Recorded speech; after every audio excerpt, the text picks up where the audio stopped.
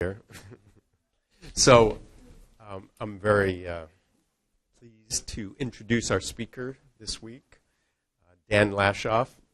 He's the Chief Operating Officer of NextGen, which is an advocacy organization, and he's going to tell us all about it. Just a little bit about Dan. So he was with NRDC for a long time, was a very played a prominent role in a lot of the activities of NRDC, dealing with pollution and then later climate issues. And earlier had early degrees in math and physics. It's always good to tell them, kind of how you got to where you are in math and physics, and then did a PhD at the ERG program in Berkeley. So Dan, we're just really delighted because Dan's involved here in a lot of the key climate policy issues and strategies that a lot of us are worried about and doing research on. So we're really very pleased to have you here. Thanks so much for coming.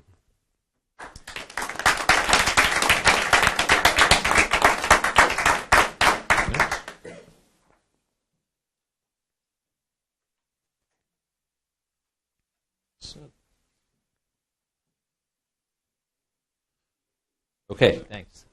Thanks, Dan. Thanks. It is really good to be here, and it's as a relatively new citizen of California, because after I finished my degree at Berkeley, I moved back east and spent most of my career in Washington, D.C.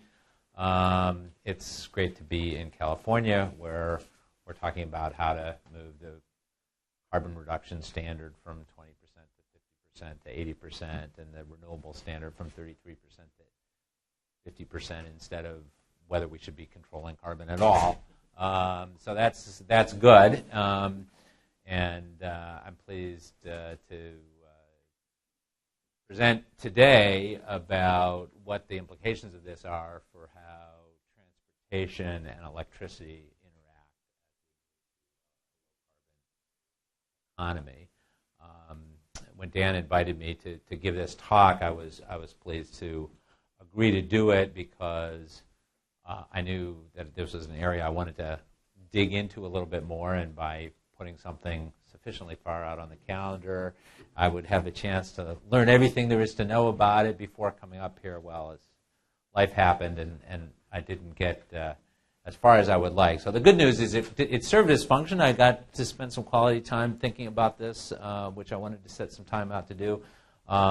And also the good news for you is it means a lot of people in this room actually know more about at least many of these topics than I do. But with that, let me introduce the topic. So back when I started thinking about energy, the transportation sector and the electricity sector were linked because we actually used a lot of oil to make electricity. About 20% of the oil or 20% of the electricity, fossil fuels used for electricity was oil, and the electricity sector used about 1/5 as much oil as the transportation sector. That was back in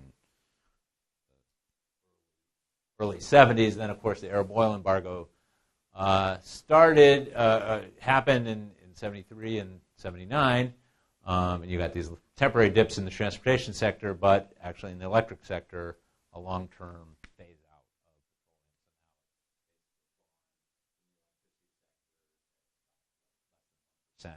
of fossil fuels used for generating electricity from oil. Transportation sector, of course, oil use continued to grow until recently. Vehicles and declining started to reduce it. But what that meant is, every president since Gerald Ford in the first Arab oil embargo has been talking about making America independent of foreign oil, and then somebody inevitably trots out, that's why we need solar and wind. And as somebody who kind of knows that we're not using oil to make electricity, I always cringed at that. I didn't want to contradict it because I wanted more solar and wind, but it was not going to help with that. Well, that's going to change now. And that's what this talk is about. Actually, solar and wind are going to help us get rid of foreign oil as we electrify the transportation fleet. So here's one national scenario. This one published last year by Edison Foundation for Electric Vehicle Penetration. Starting with these, this is still the official sort of forecast from the Energy Information Administration. It's basically what this is showing is a total in the reference case of a total of 5 million electric vehicles by 2035, part of the fleet. And even in their somewhat more advanced cases with higher CAFE and extended policies, it doesn't boost that very much.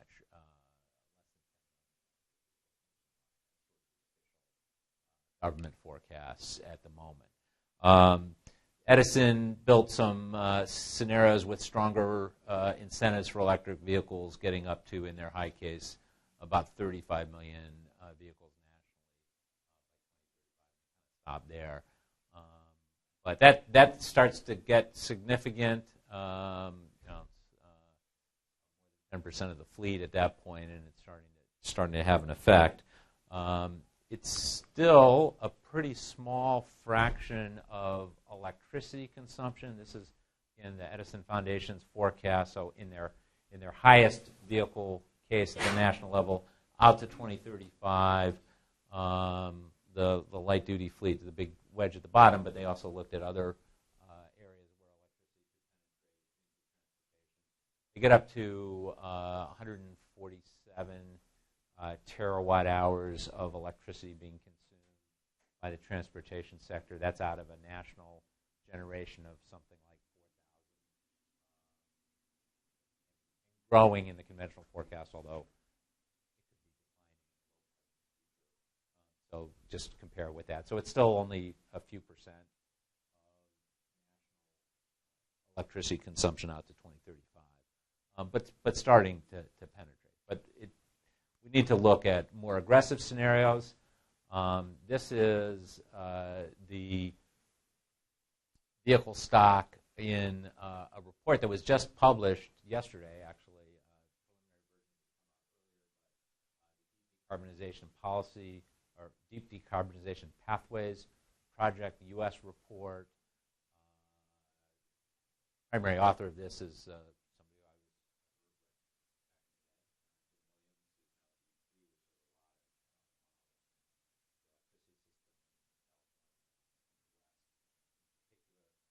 so this goes out to 2050, and conventional vehicles are basically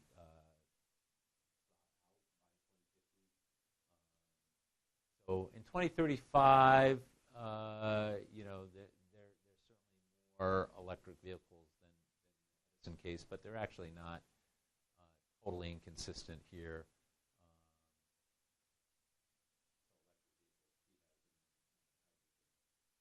But this is the kind of transformation of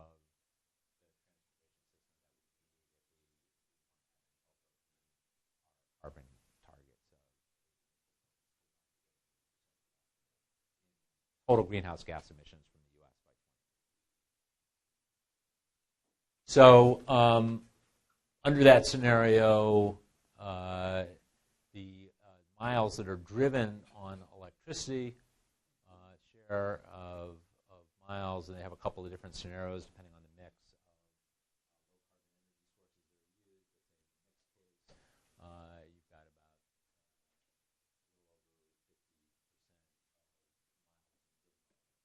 a little bit of gasoline left, mostly to run plug-in hybrids when they electric range, and then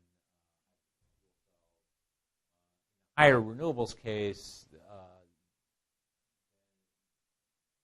various assumptions, they don't use hydrogen, and you get about 80%. So that's the more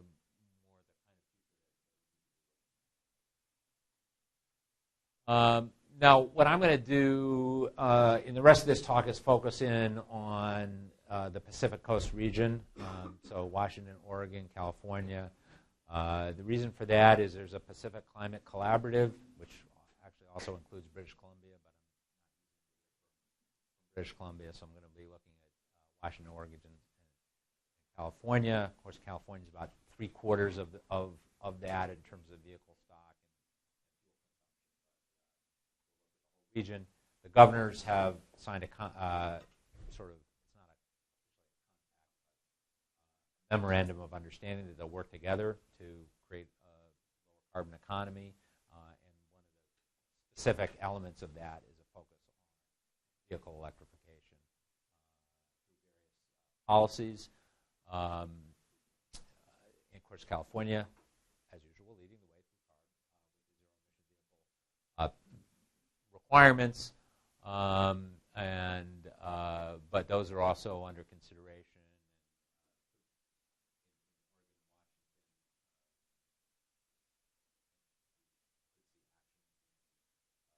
Both those states probably need legislation.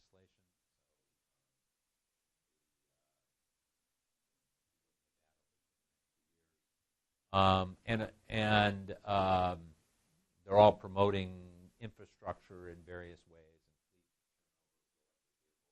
And then the other policy, which is usually thought of as a biofuels policy, the low carbon fuel standard, is actually written in a way that electricity is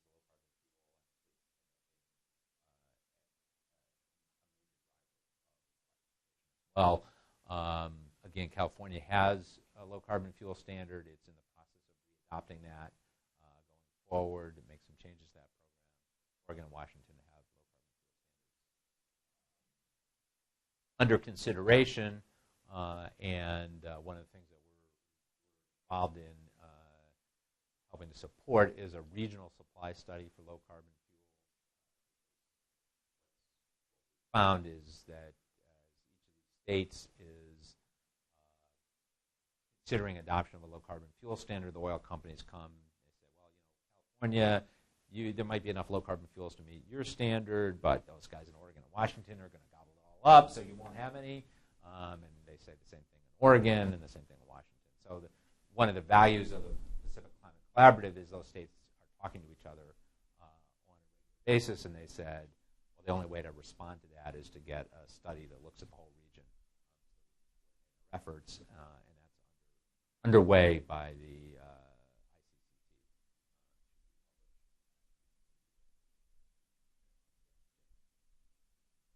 ICCT. So there's a positive policy environment to look here. And the other thing is that unlike the rest of the country where emissions are dominated by the power sector, emissions on the West Coast are dominated by the transportation sector because we're not burning coal, basically. In the States, we, of course, import some coal by wire. I think there's one coal plant left in each of Oregon and Washington, both of which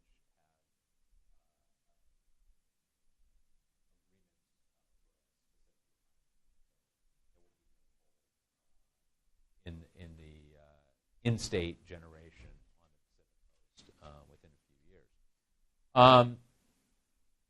So it makes a lot of sense to focus on vehicles. So put together just some, really this is back of the envelope calculations to look at how big the fleet is and what the implications are, starting with sort of forecast of sales for the Pacific region.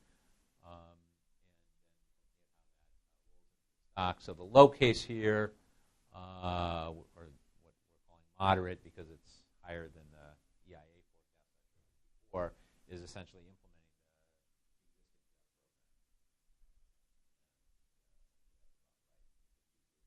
the 5 million vehicles in the region by 2050. Significant, but not. And the higher scenario is more or less arbitrarily assuming that the fraction of new vehicle sales grows on a steady basis up to 2/3 of new vehicle sales by 2040, and then rolls through out to 2050. So you get up to 27 million electric vehicles by that time. So the question then is, with that many electric vehicles, if you can get there, what is the impact of that on the electricity system in the West? So that's what we'll look at. Now, what I assumed was that these vehicles were a mix of battery electrics and plug-in hybrids, so with different ranges, but assumptions, the fraction of miles driven on electricity, assuming really basic assumptions, but just to do the calculation of how many miles are being driven on electricity in these scenarios, you're getting up above 250 billion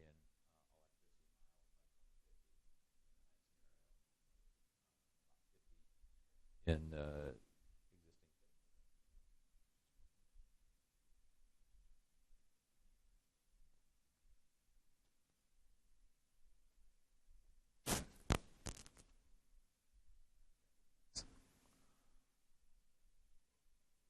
So what does that mean for electricity consumption? It's not as much as you would think if you are measuring it in kilowatt hours. So that's the growing green wedge at the bottom, compared with projections of region-wide generation. And what we're seeing is really just still by 2035, less than 5%. By 2050, you're getting up in the 10 to 15, starting to be kind of close back towards the inverse of where we were. But so in terms of kilowatt hours, still not dominating the electricity sector in any sense. Now, it could be a higher share. This is, again, a conventional forecast of growing electricity demand.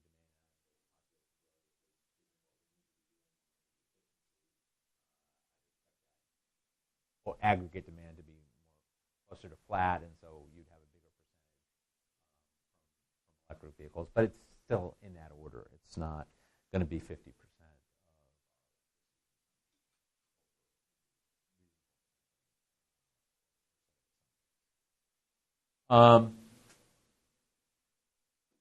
But the fact that it's, say, 15% of total electricity kilowatt hours being relatively modest doesn't mean that it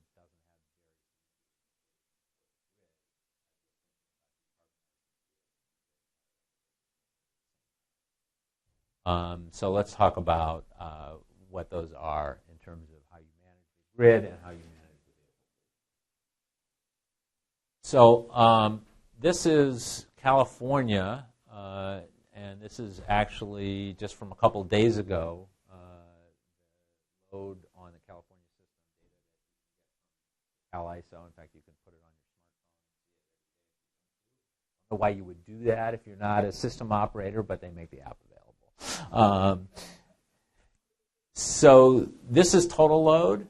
But increasingly, what we're focused on is this lower curve, which is the sort of net load when you subtract out the wind and solar, which you can't dispatch. You want to use all of it when it's available.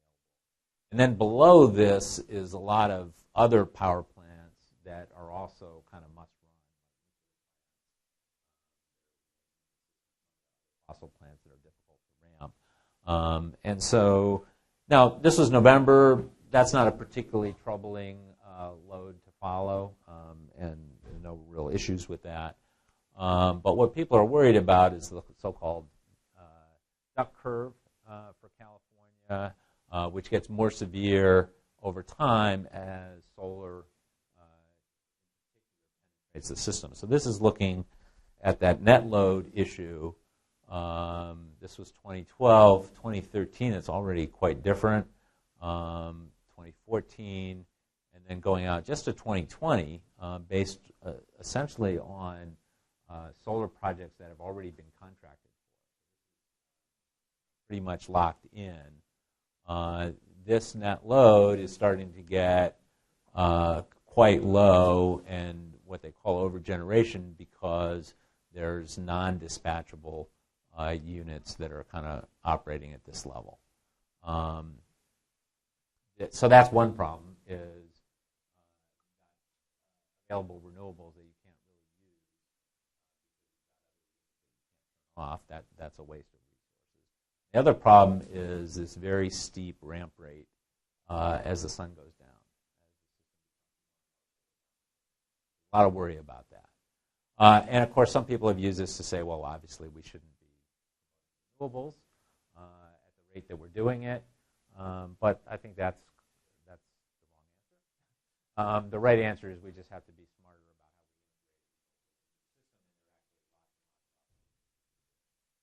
about how we and as we'll see, electric vehicles can be a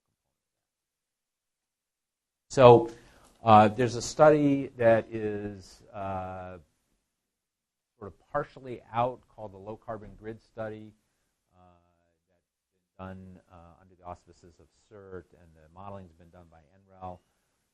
It's available at that website, Low Carbon Grid 2030, that's really looked at this challenge and ways to adopt a variety of strategies to integrate higher levels of renewables into the system. And again, going beyond even 2020, out to 2030, what we were looking at. And I think it's the assumption is often, well, as you get these higher levels of renewables, you just need to add storage, one-to-one storage compared with the renewable capacity. And then that's argued to say, well, that's a really expensive thing to do, and we don't know how to store electricity. And the real answer is storage is one component, but it's only one component of building a very high renewable electricity system. A lot of other strategies, including expanding the transmission interconnects between regions, because as you get a broader region of connection, then you have more ability to balance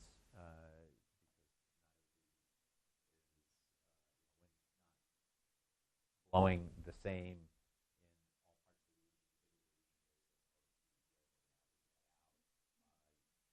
east-west connections, California into Nevada, Arizona, very important. The sun doesn't set at the same time. So that's a big component of the strategy.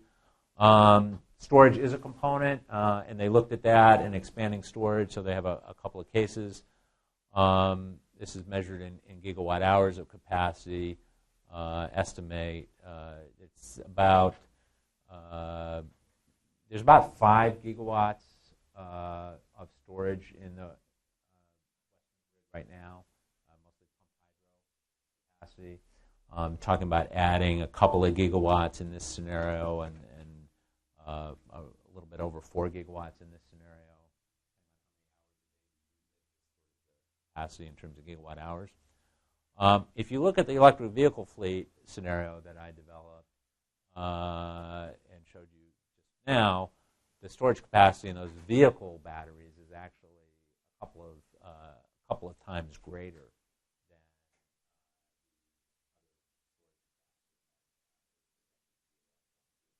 in terms of that's raw capacity. Now that may not all be connected to the grid at any one time. If you're driving around, you can't use it for grid storage. But it's just to scale the issue, the total electricity capacity in those batteries is very substantial. The other issue is on the power side. What happens if everybody plugs them in at once? Well, let's start here on a very totally unrealistic scenario, but again, just to get an upper bound. Everybody plugged into a fast charger, you would be drawing more power than the entire Western grid can put out by a couple of times. In fact, this number is getting close to the national capacity. You would crash the entire grid if you did that. Now, that's not going to happen. The whole point of fast charging is you charge in 20 minutes or 30 minutes. Not everybody's going to suddenly plug in all at once. But it tells you that you need to be smart about the way you charge it. With level 2 chargers, these numbers are still pretty big. 46 gigawatts potential draw. A little less unlikely. You could imagine everybody driving to work, coming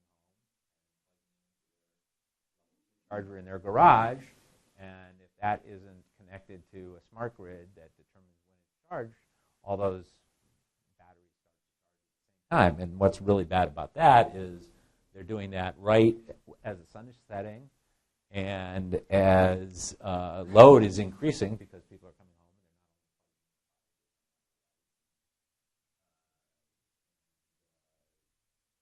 they're not houses or turning up their air conditioner, whatever it is, and you would be making this ramp problem even worse. But the capability is there to do exactly the opposite, which is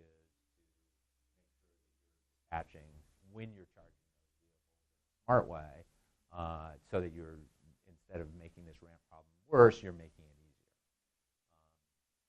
easier. And the other thing that's interesting about this is sort of the old assumption was, you would plug in your vehicles at night and you would want to make sure that you don't charge them after midnight when there's power available. Well, that's okay for a while. There's charging during this period. That seems fine. But that's not really when you want to charge. Where you've got this overgeneration problem is actually in the middle of the day.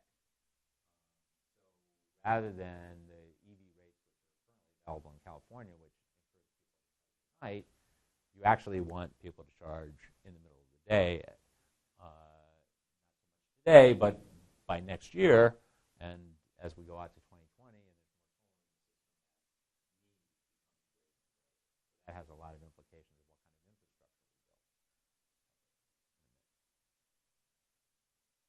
infrastructure we build. So this, again, turning to the low-carbon grid study, this is California. They looked at a scenario that's pretty consistent with my scenario. They have 4.4 million electric vehicles. Half of that is available for flexible dispatch. Not looking at vehicles to grid, just flexible dynamic dispatch of charging with the ability to charge during the day. And that is, they don't really break it out here, but it's part of this storage component, this little gray area that's used to smooth out the peaks. And so what you do, obviously, is you charge during this period, so you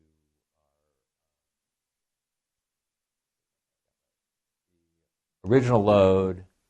No, you're charging when this original load is the blue, which is steeply ramping, and the gray is the load after you've applied a bunch of strategies in storage and load management. And so what you're able to do is charge when the net load is relatively low and then discharge to shave that peak. And when you do that, you're much higher levels of renewables, above 50% in the California system by 2030, with a net system cost about the same or lower than the system. And the charging of electric vehicles becomes not the whole story, but it can play a very valuable role. So some of the key questions in thinking about this analysis, how much of the electric charging can you move to that daytime period?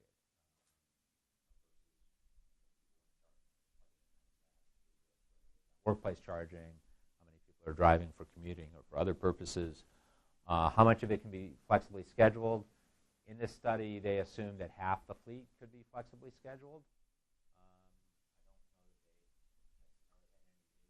I don't know that they base that on, so you have to take an assumption it's a reasonable one. But that's an area where we need to both think about a lot more, do research, but also plan policies to try to encourage as much of the fleet to be available for flexible scheduling as possible. Can utilities invest in the grid? For invest in electric vehicle infrastructure because of its value to the grid. And the answer in California that's emerging seems to be yes. There's a draft decision from the Public Utilities Commission that was published changing their policy, if that is adopted, from not allowing electric utilities vehicle charging infrastructure to allowing them to do it if they can show that there's net benefits. A lot of research going on to show what those benefits are, and you can see from this work that it's likely to be able to do that in a lot of cases. And then the other question. So what we've looked at so far is all V1G, so just flexibly scheduling when you charge vehicles, but not going the other way, where you would move electricity back from the batteries to the grid. So there's a big question of how much additional value can you get by having a two-way system. How does that compare with the additional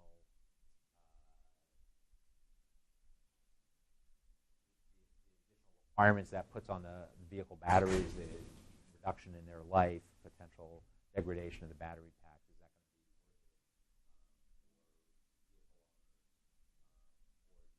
something else? There's other ideas of secondary use of vehicle batteries after they serve their kind of useful life in electric vehicle application. Maybe they're degraded too much vehicle, but they could still be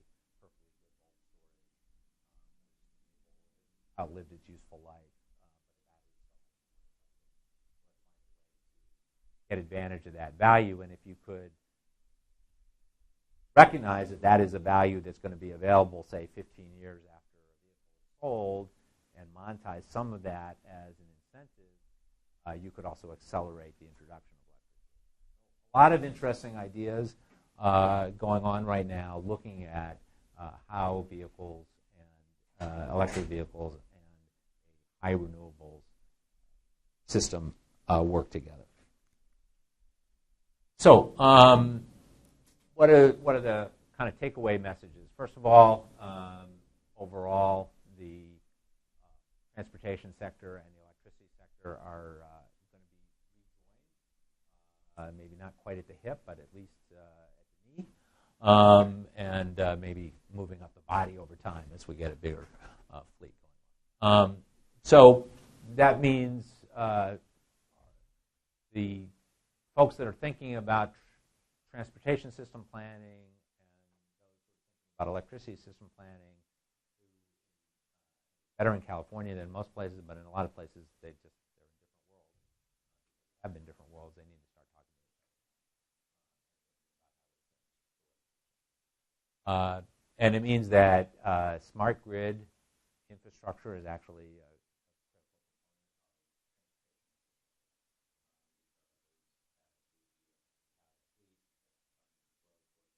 vehicles. It really is imperative that those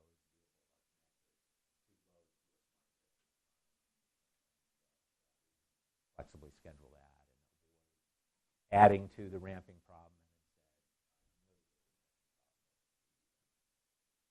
So if we do that, and we do that smartly, the electric vehicles can absolutely play an important role we need in the Western grid to meet our carbon targets. Demonstrate that capability and the rest of the country. And as part of that, it means we have to kind of just shift our thinking, which has, I think, so very, very recently when solar became cheap and became always that electric vehicles would be charged at night, to thinking that the goal has to be to charge them rather than what we typically assume is off-peak, being at night, to when they're actually on the peak generation.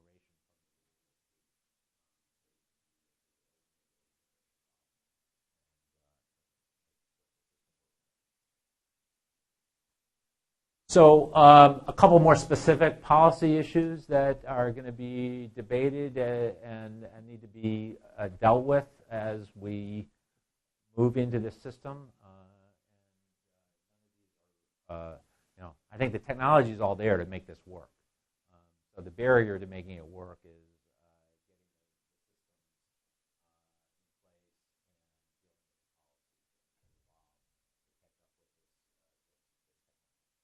one thing that certainly will be critical is a transition from the current sort of dumb EV rates to dynamic pricing. That your vehicle to start charging whenever the real-time price of electricity drops. Override on your smartphone that says, no, I don't care what the price is, I need to be able to drive home, and so make sure that I get to enough of a charge by X time to drive the 80 miles I need to go. Again, all that software is there, but we need to have a signal in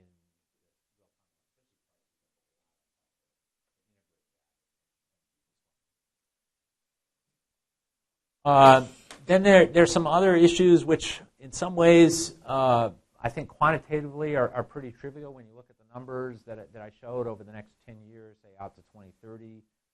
We're talking about electric vehicles representing only a few percent of electricity demand, but they've come up as sort of important optical questions where people are saying, gee, this policy has the potential to conflict with the goal of expanding electric vehicles. And on the margin, that's potentially there. So we ought to address those and just take those things off the table. So, for example, under the Clean Power Plan, which is EPA's proposal to establish carbon pollution limits for the power sector, unlike in California where you've got an integrated cap that covers both sectors, because the way this is rolled out without comprehensive national legislation, EPA has been going sector by sector. Carbon standards for tailpipes, and a proposal which is due to be finalized in June to establish carbon standards for power plants, but those two sectors aren't connected together. So now EPA's basic proposal is an emission rate standard, so it's pounds of CO2 per kilowatt hour, in which case actually expanding electric vehicles will tend to make that easier to meet. Add load, you can build new power that is lower emission. That's the lower emission things first, and that can reduce your emission rate. But a number of states may, and EPA has made the option available to convert that emission rate standard into a cap, unstandard rather than our. If that cap is absolutely fixed, then the argument is that since we're not getting credit for the emission reductions by supplying EVs, we're being penalized. Again, I think it's actually quantitatively pretty small, but as sort of a policy signal, it goes in the wrong direction. So that can be addressed by having a true up to a cap-based system that expands the cap based on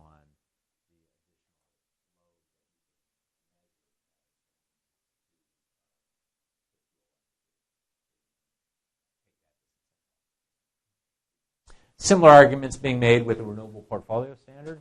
If you express a renewable portfolio standard the way it's typically expressed, it's a percentage of load. So you have 30% of load with the renewables. That means if you expand the load by having more electric vehicles, you have to build more renewables. So again, we're being penalized for building, for promoting electric vehicles on the one hand, but you're telling us on the other hand you want us to do it.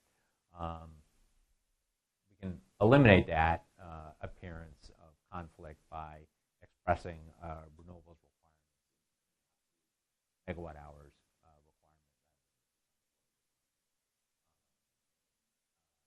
I would take that off the table. We'll see. I mean, that we argue the other side, which is then in that case you're not rewarding us for being effective with energy efficiency. reduce the requirement. So I don't know how that plays out, but it's at least worth thinking about. I think there's some advantages of expressing it in absolute megawatt-hour terms anyway. One of the main goals, particularly in California, where there is already an overall emissions cap, which is strengthened, one of the main goals of having a renewable standard is to create more certainty for investment, because the overall cap just, you don't know what sector is apply to that, and you don't necessarily have all the planning you need. So complementing that with a renewables requirement that's expressed in absolute terms takes uncertainty about what the load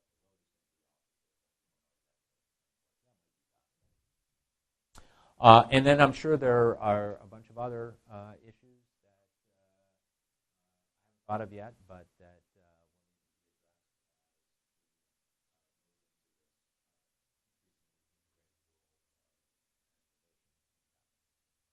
thanks.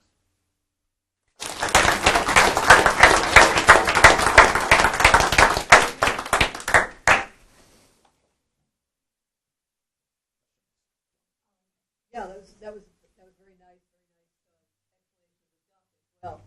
I had a question. Does the percentage of renewable power that comes from wind versus solar change the situation? For example, in wind, you might expect to have more production at night rather than daytime. So if you're replacing wind power, it might have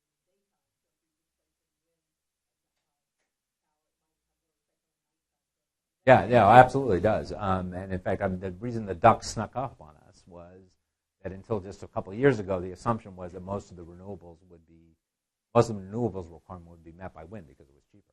But then the cost of solar dropped by 80%, and the totally changes the profile of when you expect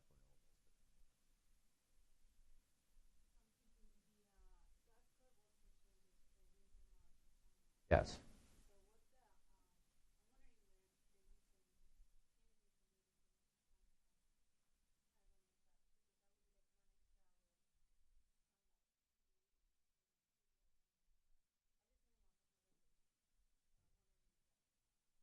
I know there have been studies on that, and they tend to find a marginal effect from clocks. The duck is really a problem in the springtime, though, because that's when the solar is maximum. So in November, and I showed the curve for just a couple days ago, not really an issue. You don't really have enough sun. I would be, while you were on the topic of daylight savings, it's nuts to me that we change them. Well, like, why don't we change them on the solstices? Or not on the solstices, on the equinoxes, right? So we had 6 months of daylight savings time. Anyway, now you don't want to change it all. I think we can argue whatever we want on that.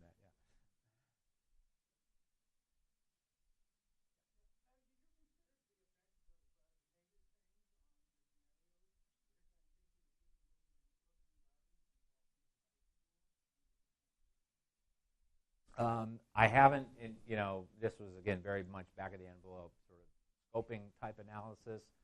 I think that's a really interesting question. Obviously, we've seen for the first time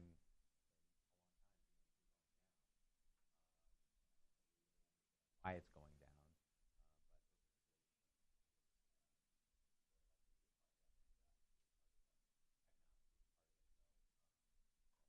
Whether what we've seen over the last couple of years is blip,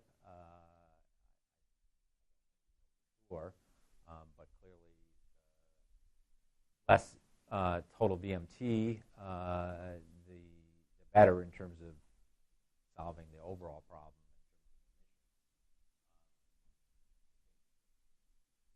How that interacts with how rapidly you could expand the share of VMT that is electric, I'm not quite sure.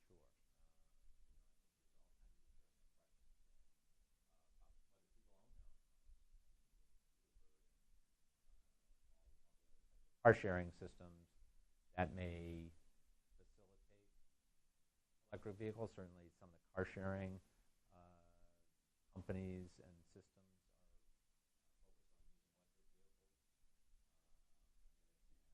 are ride sharing, taxi cab systems, depending on what you want to call them. are probably less likely to use electric vehicles because those cars are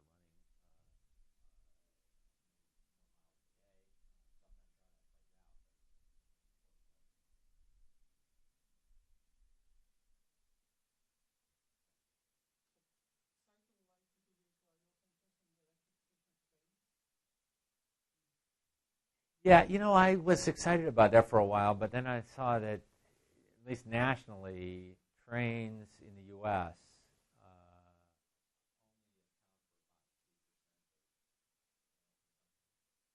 Not 3% of emissions. No, I haven't looked at the state data. I doubt it's different. High-speed rail is a different story. If you can mode shift from personal vehicles to aviation to rail, then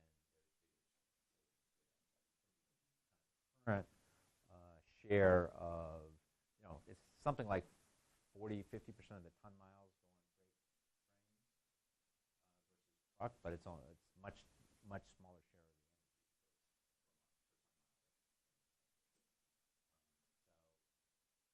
I think where we, there's I think the main focus of electrification in the freight space, at least initially, addressing pollution hotspots. Electrify rail as it's coming into urban areas.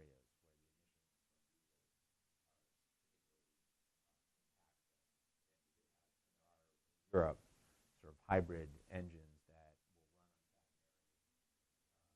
will run available and then switch to diesel. So I think that's an important public health measure that will also have emission benefits. Same thing with trucks.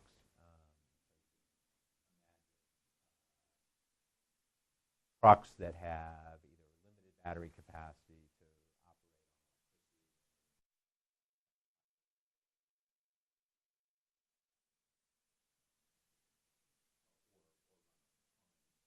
operate on an area or very.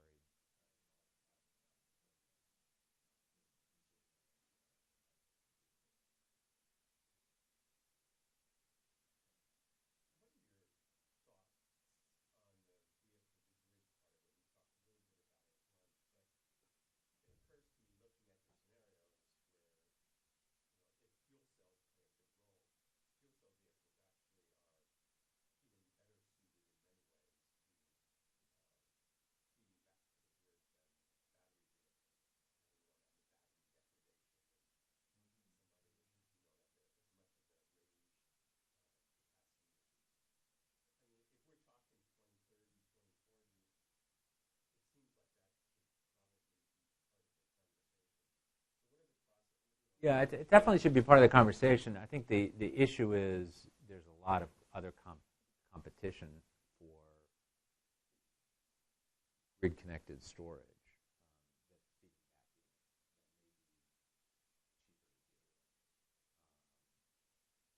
So fuel cells are, I think what role they play could be important in seasonal storage. Hours you could keep it from spring until fall when you've got less solar output in it, very heavily solar dominated.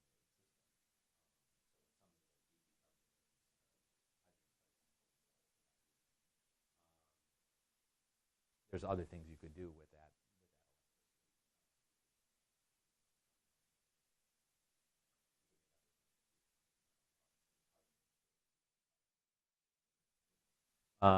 I think that's a little speculative at this point. There are proposals for hybrid buildings that have storage built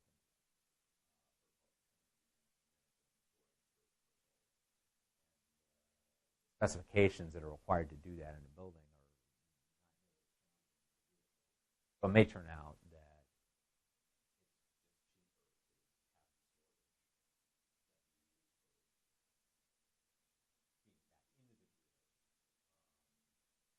outside the vehicle. Although, it may not be, because if you've got the same battery and you can use it for two purposes, solve the degradation problem, then why not use the vehicles? So software is a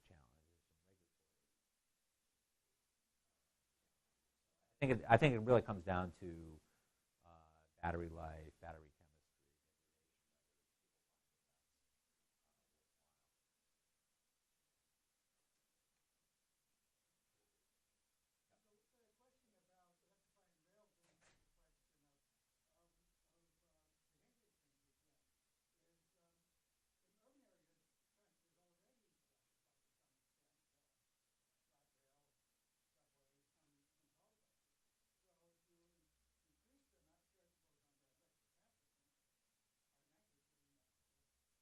Yeah, yeah, absolutely, and I think that you know that the broader the broader topic is electrifying as much of the transportation. Cars are a component of it, and I think actually ridership on all the public transit is starting to go up again.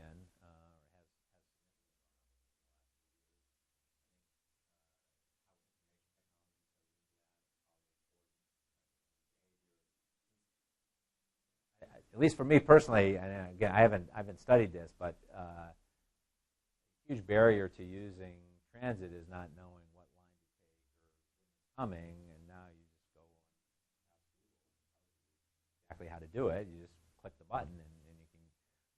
I think that's a big factor. Plus the fact that when you're on the bus, you can do your Facebook, whatever on your device. It makes the maybe it takes a little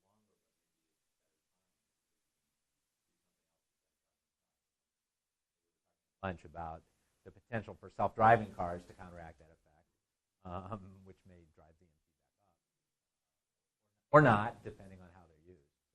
Yeah, a lot of issues there.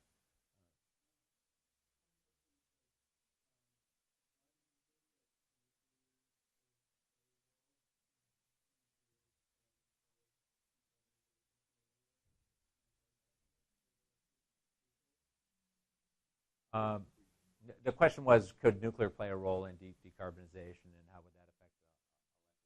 So it could play a role.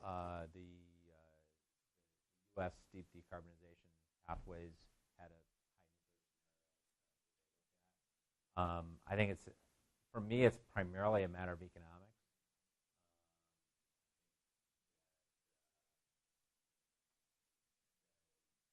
Cost of renewables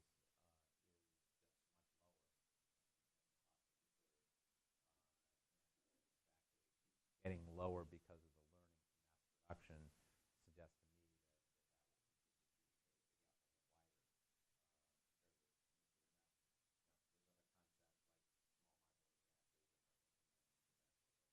I don't know how that'll play out, but right now the only utilities that are interested in building nuclear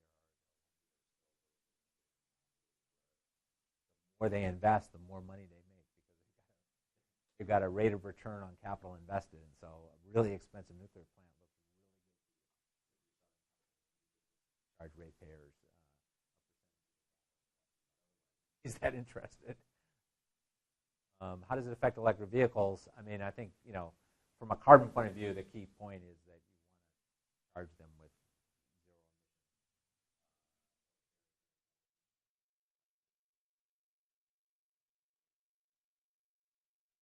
zero emissions. If you had a high nuclear scenario,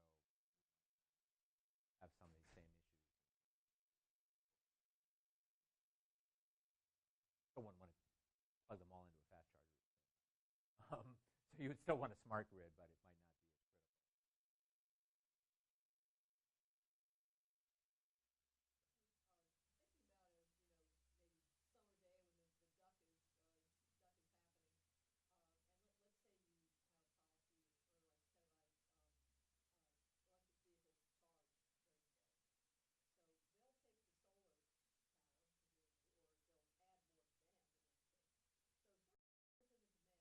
Don't charge the vehicles, then you have a dip in everything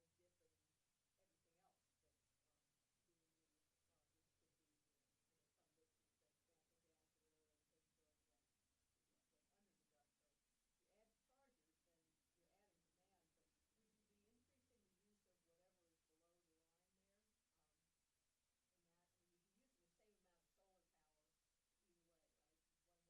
Well, the big concern is that if you don't do this and other things to make the demand side more flexible and schedulable, that will actually be curtailing solar. So it would just be throwing away solar because what's below it on the stack is harder to curtail. So that's the key. The first thing, you want to make sure you're not throwing away.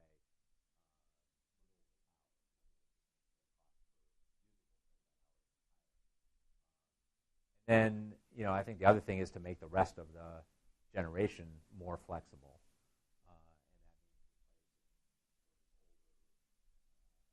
Older fossil units that are hard to ramp with these rapidly. But when you look at, the long-term requirement to get all in emissions, which means almost 100% reduction in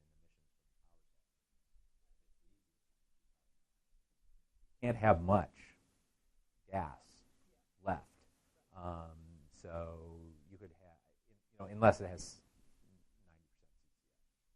You could have rapidly ramping gas with CCS play some role. But I think that the bigger thing is just to change the paradigm away from that load is just some fixed thing.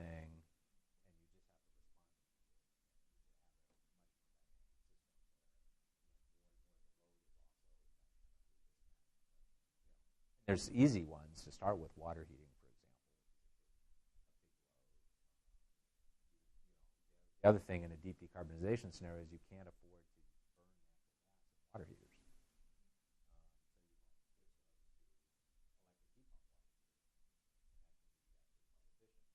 All, and those can be dispatched. Water itself serves as a form of storage. So there's a lot of pieces, no one of which is going to make this all work.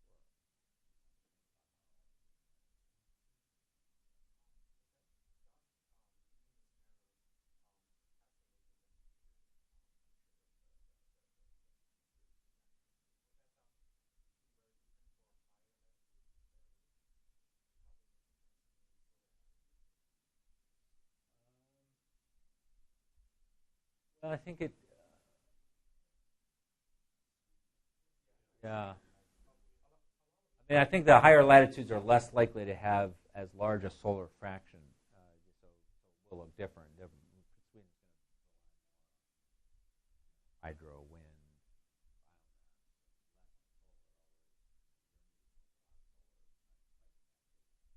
They have much sunshine, so they are dealing with this problem. So it will look different in every system. There's a really good report called Duck to Fly, I think, by our with the regulatory system project. It actually lists 10 strategies. One of which is actually mind-numbingly simple once you recognize it. Everybody has been assuming that the goal is to put your solar panels facing south because that maximizes how many kilowatt hours you generate. But when you look at when the power is most valuable, if you actually optimized it for creating the most value rather than creating the most kilowatt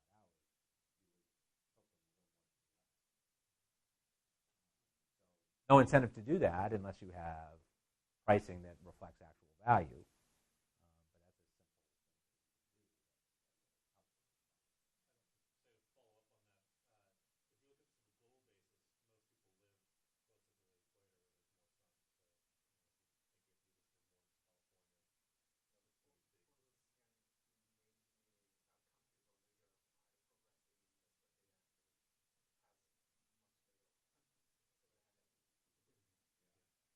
Well, and Sweden also has the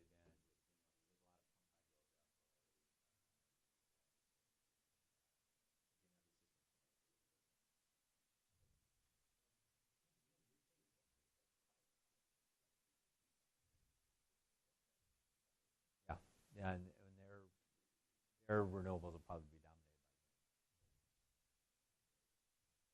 dominated by. Yeah.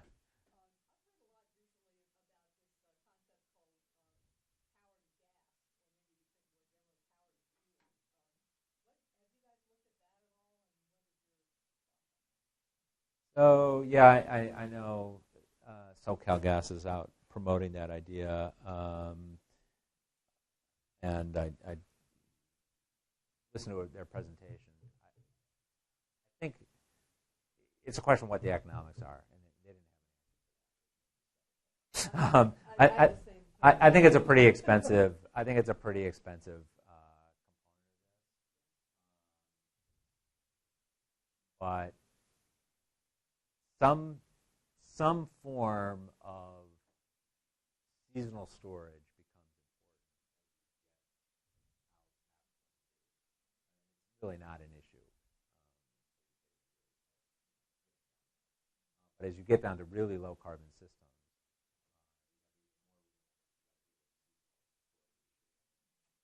some form of electricity to fuel could be a way of doing it.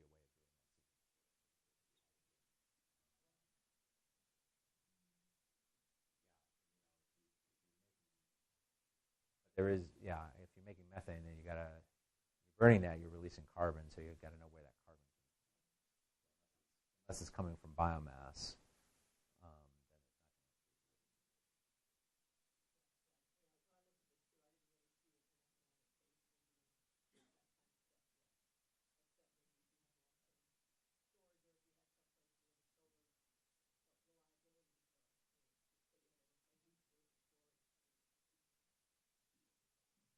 So the deep decarbonization pathways that E3 work has looked at that, and that is included in some of their scenarios.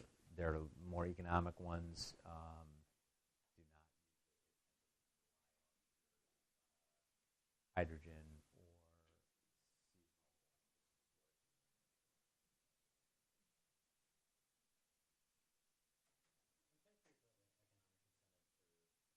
owners to participate in a VTG scenario. I mean, there's been some good research that suggests that one, that the high value economic returns for storage in the grid are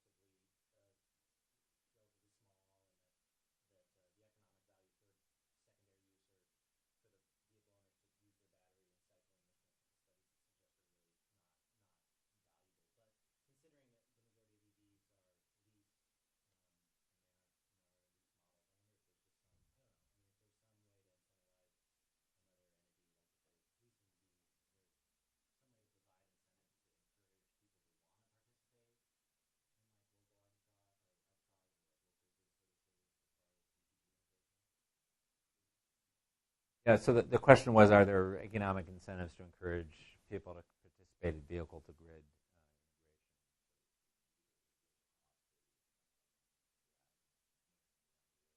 I think I don't know the specific answer. I think the general sense, and you think about people, and a lot of people kind of thinking about what is the 21st century electricity system whole when you have very high levels of renewable penetration, a lot of new players in the field, is to disaggregate, to unbundle the services that basically. So right now you pay PG&E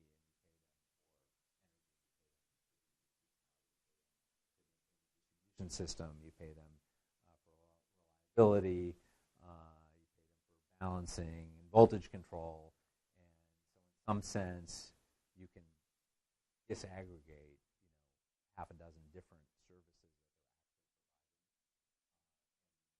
Maybe PG&E is actually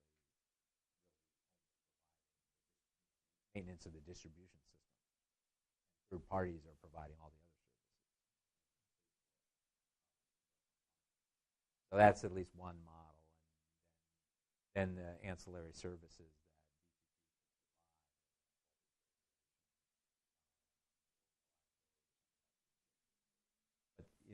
how big a deal that is, I don't know. In this particular case, for example, voltage regulation, very important, but it doesn't require many.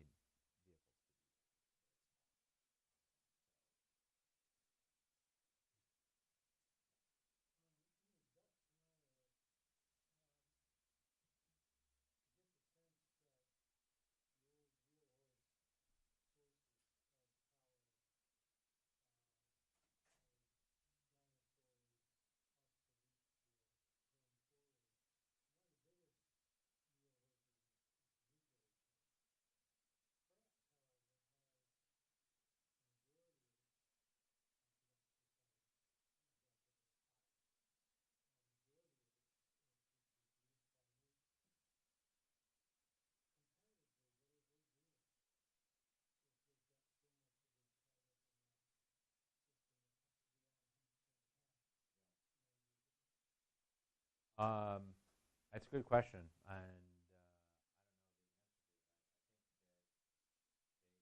still have the similar issues with even renewables to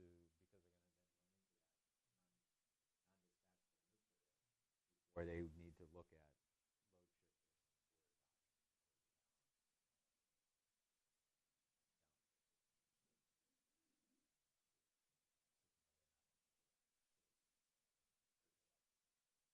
But I haven't looked at it at all. Yeah, they are. I think it's like 80.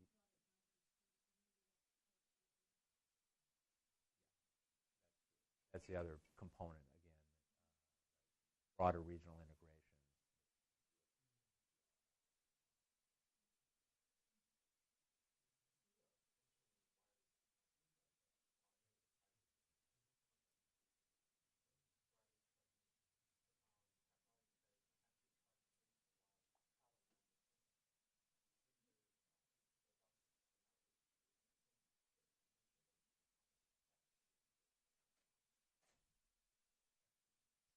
The question was about wireless charging and whether you could,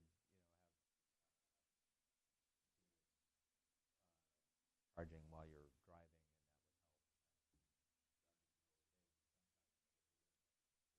help. People here at Davis who know way more about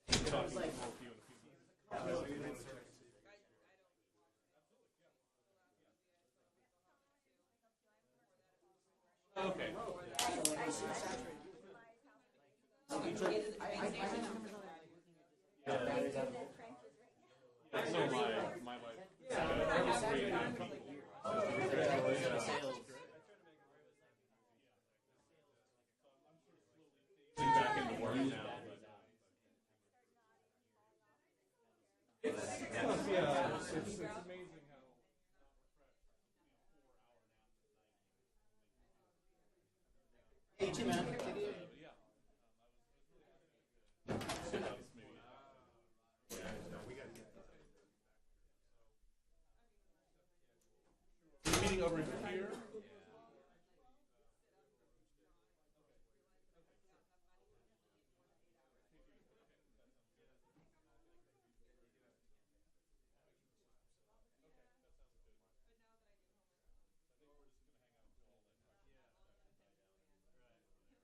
How you doing? Good to see you.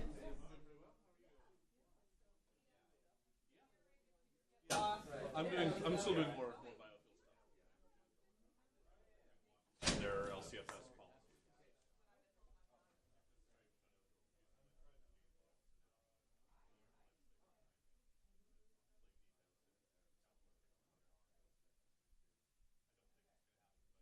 Every year they always introduce a bill, and every